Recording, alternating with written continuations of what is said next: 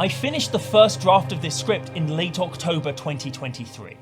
Started filming in November and December, and I've been editing it in January, and it felt utterly useless to be writing and talking about fictional colonialism, Orientalism, and anti-colonial movements, whilst my country funds an ongoing and unambiguous genocide against the people of Palestine, a nation under settler colonial occupation which began over a century ago. By us, by the way. We were the ones that started this nightmarish process. God save the fucking king, innit? As part of my research into the parts of the world which Tarkir supposedly represents, I read Rashid Khalidi's 2020 masterpiece, The 100 Years' War on Palestine, a text that ought to be required reading, and I realised how the erasure of history is not just a tactic of fictional dragons and of far in the past colonisers, but an ongoing process that has left much of the world, myself included, utterly ignorant to basic historical facts, explicitly for the purpose of perpetuating colonial projects and, by extension, the geopolitical aims of the patrons of those projects. But it wasn't the most moving text I read. In Light in Gaza, the Palestinian professor of literature and creative writing, Refaat Alareer, writes, "Gaza asks, when shall this pass?" An essay about his experiences as both an educator and survivor of Israeli state violence. In one particularly poignant part, he details how his university building was destroyed during 2014's Operation Protective Edge, a 2-month-long military campaign that killed 2,400 Palestinians and destroyed over 20,000 homes. He recalls how his university building was retroactively labelled as a weapons development centre by the Israeli state to justify the bombing, despite a lack of any evidence, and how his students made a joke of it, asking if he'd been developing any PMWs, poems of mass destruction. He writes how the purpose of such an act is indeed to destroy a weapon, that of knowledge, awareness, openness, and determination.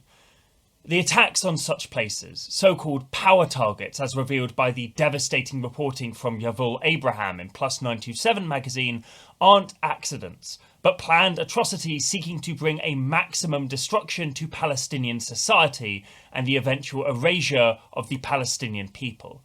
It is for the same reason that the Central Khazan archive was targeted and destroyed in the current ongoing genocide.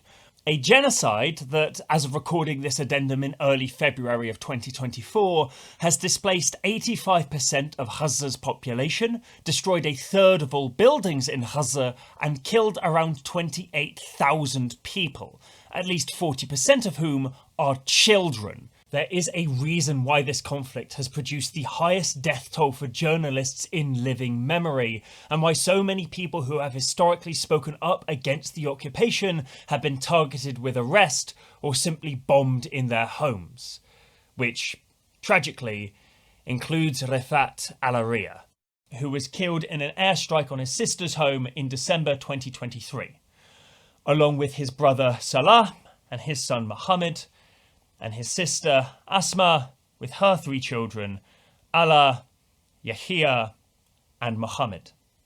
They were staying in an apartment in a 3-storey building, and the missile that martyred them destroyed only the 2nd floor, indicating that their killing was in fact deliberate and targeted, according to the Geneva-based human rights monitor Euromed.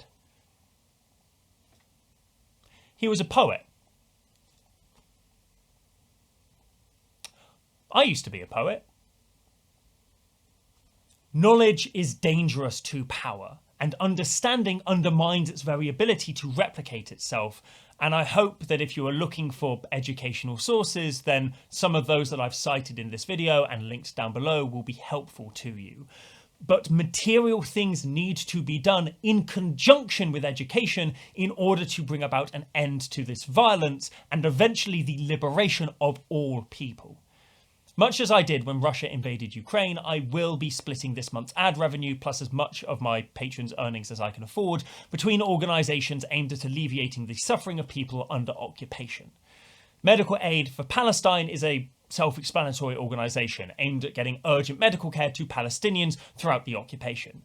In terms of praxis here at home, my own union, Acorn, has run actions throughout the UK that have successfully shut down weapons manufacturers in accordance with calls for global action and solidarity with workers in Palestine. Assisting in actions like that, as well as trying to educate myself and attending as many protests as I can, are one of the many reasons this video has taken this long to come out. But I already lend monthly fees and my labour to Acorn, so the other half of my donations will be going to a different and more targeted organisation this time round. The links to all of these are in the description of this video if you want to go check them out and support them, as is the list to both other creators and texts discussing Orientalism, as well as other creators and texts discussing decolonisation and Palestine.